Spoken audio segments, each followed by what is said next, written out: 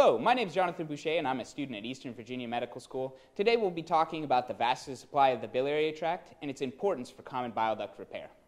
Some of the things we'll talk about is an overview of the common bile duct vascularity, including the key arteries and the areas of perfusion, the original mechanism of injury, typically iatrogenic, and the placement of an incision for either a T-tube outlet or choledocojejunectomy as a repair modality. So let's talk about the arteries. There's two main arteries that will supply the duct. The first one is the gastroduodenal, and this includes a branch off of it that travels behind the duodenum, the retroduodenal, and also the right hepatic off of the proper hepatic. The two arteries are arranged in such a way that they create a link between them. They're two longitudinal arteries that travel along the duct. The first one is known as the 3 o'clock artery, obviously because it's in the 3 o'clock position. The second is the 9 o'clock artery because it's in the 9 o'clock position in relation to the bile duct. So let's take a look at the supply. Here you can see the common hepatic artery. Off of that you'll have one branch, the proper hepatic artery here. That will split into two branches, the left and the right hepatic arteries. In this particular image you can see that the cystic artery takes off of the right hepatic artery. Also off of the common hepatic artery you have the gastroduodenal artery, and its branch that travels behind the duodenum, the retroduodenal artery. You can see bridging between the retroduodenal, gastroduodenal, and the right hepatic artery, the 3 o'clock and the 9 o'clock arteries here, which run longitudinally to the bile duct.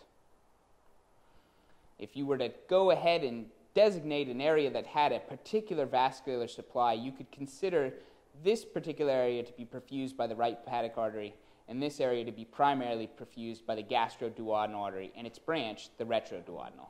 As you can see, all of the ducts are in close approximation with each other. Here you have the common hepatic, you have the cystic duct here, and then the common bile duct, which has been cut here, all of which are very close together. And an inflamed gallbladder certainly can appear to be the same thing. So as you can understand, it's very easy to accidentally cut the common bile duct believing that it's the cystic duct. You can see very closely, very fine distinction here, longitudinal arteries running the length of the cystic duct here.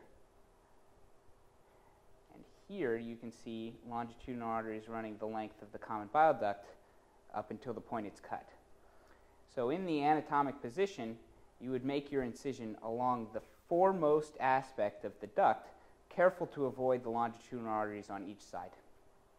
So let's talk a little bit about the mechanism of iatrogenic injury post-cholecystectomy. There are a variety of injury modalities. These include traction tearing, sharp incision, electrocautery, and also compression. While it's rare to have this type of injury, it is very significant given the large number of cholecystectomies, particularly performed here in the U.S. Also, this drastically increases morbidity and mortality post-op in a cholecystectomy patients. So this has a large import. If you find that the injury itself is such that the bile duct can be repaired by primary anastomosis, you can place a T-tube to divert flow. This tube will be placed and then it will be taken out of the bile duct through an incision that you make distal to the anastomosis. Alternatively, if the situation is such that you cannot make a primary anastomosis, you can connect the bile duct directly to the jejunum, which you've previously mobilized upwards, forming a Roux-en-Y. In both of these, it's important to know the proper placement of the incision. It should be placed in the 6 o'clock position on the clock, which is most anterior if the duct is arrayed in the anatomic position. This avoids the transection of both the 3 o'clock and the 9 o'clock longitudinal arteries. And you can see it here, placed thusly. All right, what did we talk about today? We talked a little bit about the common bile duct vascularity, including the key arteries and the areas of perfusion.